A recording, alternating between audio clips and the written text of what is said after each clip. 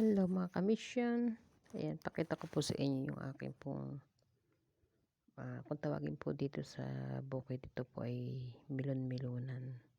Isang uri po siya ng halamang gubat or tumutubo lamang sa gubat. Damo po siya na may baging. Pero ito pong ano na to, parang wild fruit po siya. Milon-milonan po kung tawagin.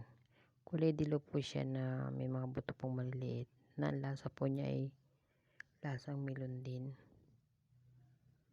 at amoy melon din, kaya kung tawagin po dito sa amin yan ay melon-melonan. Ewan ko lang po sa ibang yun lang po ang natatandaan kong pangalan yan, kasi nung bata pa kami ginagawa namin laruan yan, kinukuha namin. Kala ko nga dati parang siya, hindi kinakain, pero kinakain po pala. Nakakatuwa po siya. Pangkaraniwan po sa mga prutas naman ay meron din silang parang wild fruits kung tawagin. Yung mga prutas na ligaw. May mga katulad po sila sa totoong prutas. So, meron po siyang mga botong maliliit.